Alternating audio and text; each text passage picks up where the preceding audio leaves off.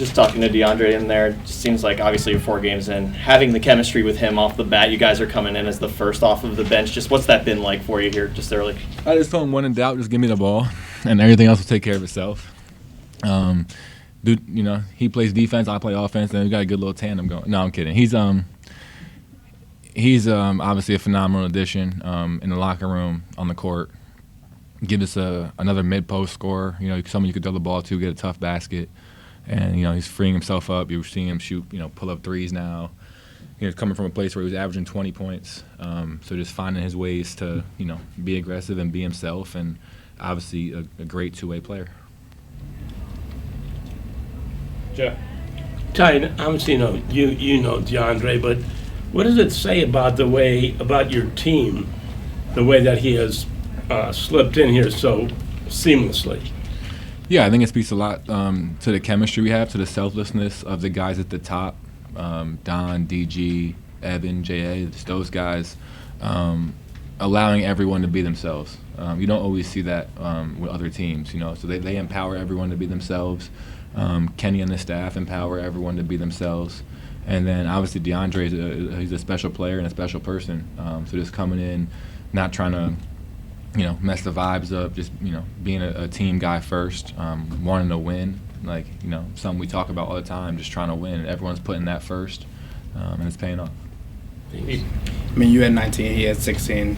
There's been different conversations that we've had behind the scenes and on camera about how the 6-man conversation has been between y'all two for a majority of the season. He talked about how he would rather you win it than him winning himself. What do you think about? He doesn't mean that. That's what he says. He doesn't mean that. So what's that conversation been like behind the scenes for you guys, just to know that you guys are both in that conversation? Truthfully, we haven't talked about it one bit. I'm not in BS, and the only thing we talk about is winning. Obviously, playing together is really cool. We won a championship in college together. So if we can win a championship in the NBA together too, that's where our mind's at. 6-man of the year, I mean, sure, it would be cool, but it's not really on the forefront of my mind or his mind. I mean, truthfully, they'll probably give it to Peyton Pritchard anyway. So, the league's pushing that. So, it is what it is. You've been able to get to the paint and to the rack a lot more this season while also creating for yourself on the perimeter. But there's been a lot of different times this season, and you've been known as the slow step king in the locker room.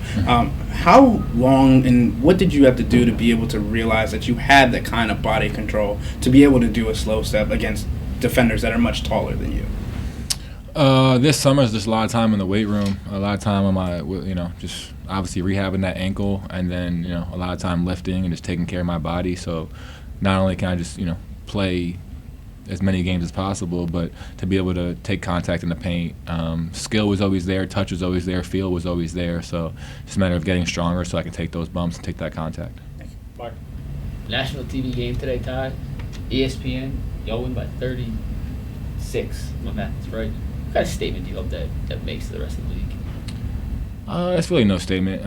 At the end of the day, that's a very good team, a playoff team. They were a little banged up, missing Josh Hart. He's a really good player. Mitchell Robinson has still come back. OG's dealing with that foot. Obviously, we played really well. They didn't play their best game, but at the end of the day, it's still 1 of 82. And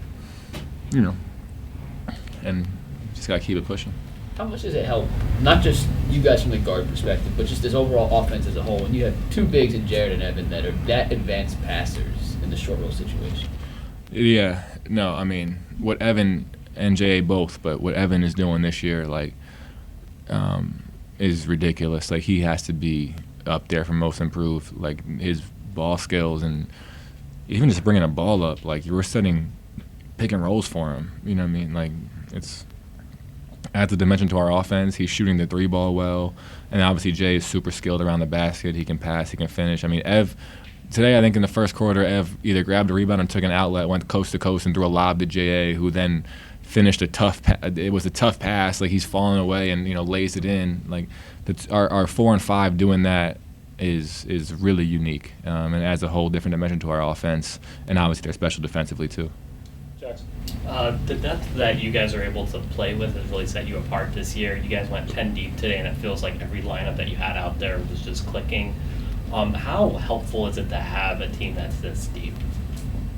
Yeah, it's huge, especially throughout the course of 82, because guys go down, we haven't really been fully healthy much this year. So when guys go down, it's like you don't really miss a beat. Even though Craig, Jalen Tyson, like we really go 13, 14, 15 deep. So everyone's been stepping up this year. Everyone's ready to play when the number's called, and that's huge in teams that want to win a championship. Everybody has stepped up when their number's been called. Is there anything that you feel with this team that has led to that happening? I think the empowerment, coaches, players, like they're empowering us. We're empowering each other.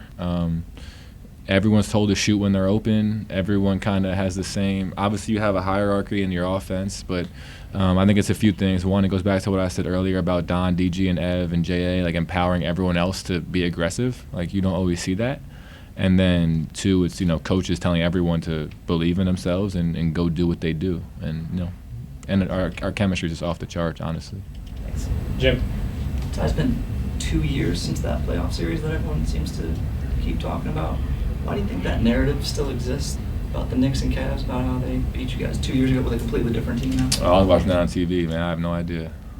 So what has changed in your experience about this team since you've been here that might debunk whatever is being said there?